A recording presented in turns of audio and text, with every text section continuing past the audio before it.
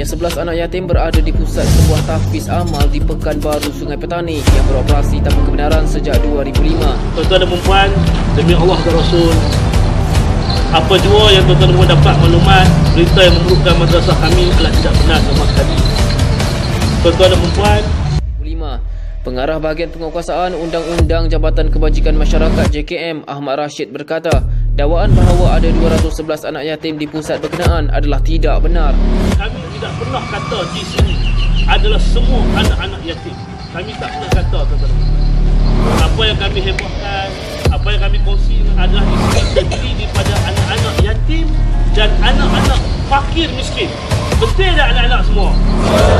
Bersama 60 pegawai JKM, Polis dan Jabatan Agama Islam Kedah melaksanakan tindakan menutup pusat tahfiz berkenaan bermula pada jam 10.30 pagi pada Isnin.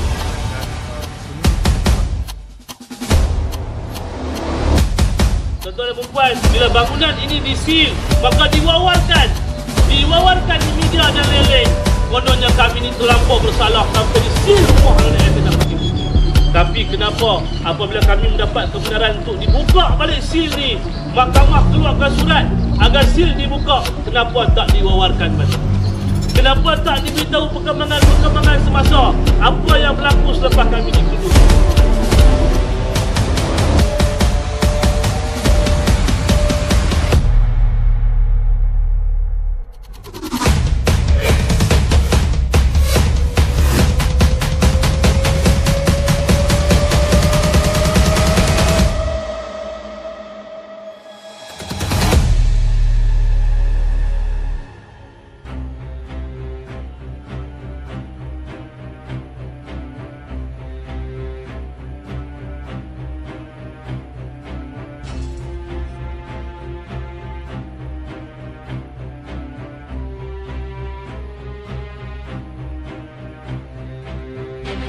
Demi Allah dan Rasul, tuan-tuan dan puan, anak-anak askar pusat lawatan amal ini tidak disuruh meminta sedekah.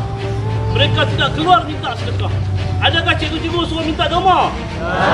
Adakah cikgu-cikgu suruh minta sedekah? Yang buat jualan, yang mencari nafkah untuk anak-anak askar adalah cikgu-cikgu sendiri. Dan juga sukarelawan pusat lawatan amal yang berusia 18 tahun ke atas.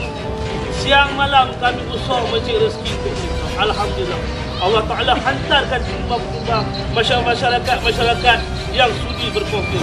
Kami usaha siang malam hantar mereka pergi sekolah kebangsaan, betul tak? Belajar di sekolah, betul tak? Dengan kenderaan yang puan, jika kita tidak dapat menjadi tangan yang membela atau tangan yang menyuap makan ke mulut anak-anak yatim dan fakir miskin, janganlah kita jadi tangan yang menghalang orang buat kebajikan. Bahaya tu, tuan-tuan dan puan. Jangan biarkan tangisan air mata anak-anak yatim dan fakir miskin akibat fitnah yang sebahagian orang buat pada kami. Jaga apabila titisan air mata anak yatim jatuh ke bumi, kita jawab dengan Allah Ta'ala nanti. Biarlah tak apa cikgu-cikgu tempuh. Tuan-tuan fitnah apa kami tempuh, insya-Allah. Kami tak tinggal mereka, tuan-tuan. Kami tak tinggal mereka. Harapan kami, tuan-tuan dengan izin Allah SWT, video pencerahan daripada pusat lawatan amal ini sedikit sebanyak dapat memberi jawapan daripada punya lama nak masuk ke blok A. Macam-macam kami usaha, tuan-tuan dan puan, tapi tak dapat masuk lagi. Dan jangan kata kami tak berdaftar. Itu ayat tergantung, tuan-tuan. Itu ayat menghukum. Kami mohon pendaftaran. Bukan kami tak mohon. Kami ikut semua syarat-syarat, tapi kami tak diberi pendaftaran. Semua syarat-syarat kelulusan untuk mendapatkan pendaftaran kami ada. Kami buat, tuan-tuan dan puan. Bersaksikan Allah dan Rasul dan bersaksikan Al-Quran di tangan kami ini, yakinlah apa yang kami ceritakan ini benar semata-mata. Siapakah pembela kami melainkan Allah dan Rasul dan Al-Quran di tangan. Kami ini insan lemah, tangan-tangan yang kerdil. Kami tak. Jangan kata ini lakonan. Siapa yang kata ini lakonan, ni Al-Quran jadi saksi. Jawab kita dengan Allah Ta'ala nanti, tuan-tuan dan puan. Bukan kami nak kata ugut, bukan kami nak kata, tapi kita maafkan. Kami maafkan siapa saja yang fitnah kami. Tapi janganlah buat lagi. Jangan sebar-sebarkan benda yang tak pasti. Lebih baik kita main datang sekarang.